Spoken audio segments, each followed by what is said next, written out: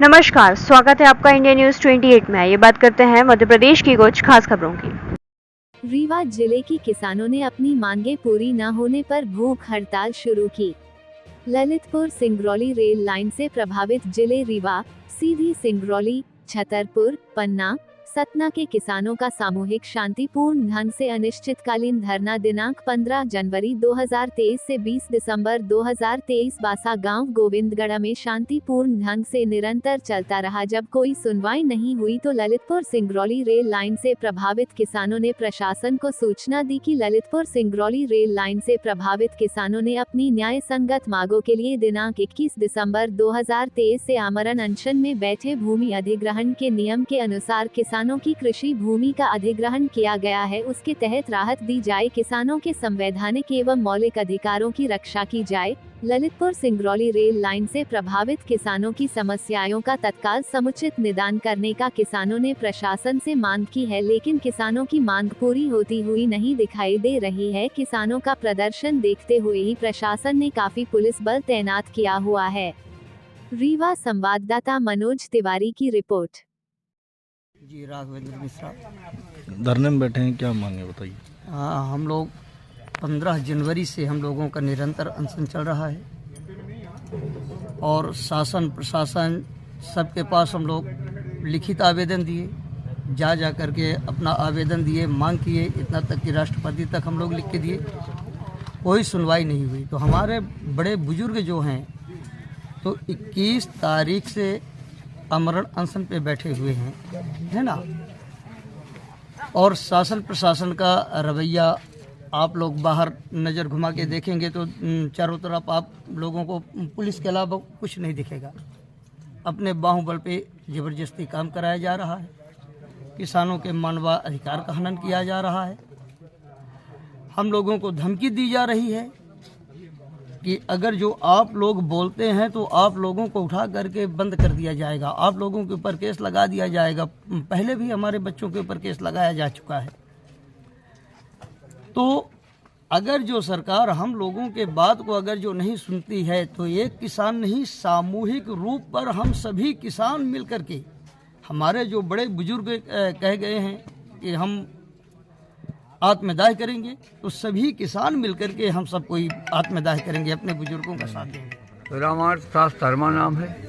मैं यह रेलवे से जो अधिग्रहण किसानों की ज़मीन की गई है उसी को हमने यहाँ पर धरना स्थल में बैठे हुए हैं। 1 साल से तो मेरा क्रमिक अनशन चल रहा है, कोई सुनवाई नहीं हुई। अधिकारी, कलेक्टर, कमिश्नर, सांसद सुब्रमण्यम त्रिपाठी जी, हमारे नेता, किसान नेता, सबको अल्टीमेटम दिए, किसी प्रकार की सुनवाई नहीं हुई। हम किसान यहाँ पर 5 दिनों से धरना स्थल पर बैठे हुए हैं। हमारी मांग पूरी नहीं हो रही है। यदि मांग मेरी पूरी नहीं होगी, मैं कह रहा हूँ कि मैं यहीं पर आत्मदाह करूँगा रेलवे स्टेशन में और 5 लीटर मिट्टी का तेल डाल। मेरा कहना है जब तक किसानों को नौकरी नहीं मिलेगी, जब तक धरना से मैं नहीं उठूंगा। हम अपनी मांग लेके नहीं बैठा हूँ। सीधी सतना, पन्ना, नागौद, सिंगरौली, सीधी सब मार्ग लेकर यहाँ पर अनशन में बैठा हुआ। मेरी मांग पूरी। क्या नाम है आपका? प्रसाद पांडे। क्या मांगे हैं आप लोगों की? आप लोग धरने में बैठे? हमारी मांगे ये हैं कि 2006 में ये जब प्रोजेक्ट लिया गया, इसमें प्रावधान था कि जो भी जमीन फंसेगी उनको सबको नौकरी दी जाएगी, और उस प्रकार से कुछ लोगों को 10% लोगों को नौकरी भी दी भी जा चुकी है, शेष लोगों को नौकरी नहीं दी गई है। जब से प्रोजेक्ट चालू हुआ है तब से सभी बालकों को नौकरी दी जाए। रहा प्रश्न है कि वो अतिक्रमण करना न करना, एवार्ड बनाना, मुआवजा न देना, ये प्रशासन का काम है, मेरा काम नहीं है। उस नियम के तहत हमें सब लोगों को नौकरी दी जाए। हम लोग कलेक्टर, कमिश्नर, तहसीलदार, DRM, GM सबसे अपने लोगों ने आज एक साल से हो गया, हम लोग सब द्वार खटखटाते रहे। हमारी बातों में कोई वो नहीं हुआ। जीएम साहब के पास गए कि 7 दिन में जो हम बोर्ड को भेज रहे हैं जवाब, आज तक वो जवाब नहीं मिल पाया हमको। तो कई बार सीधी सांसद, रीवा सांसद, सतना सांसद, हमारे लोगों ने पन्ना सांसद, सभी लोगों से मिला। और हमारे साथी सुब्रत किसान नेता, उन्होंने शिवराज सिंह मुख्यमंत्री थे, उनको भी ज्ञापन दिया और सबको दिया। पूरे हार इन्होंने मेहनत की, सब लड़कों को इन्होंने जोड़ा।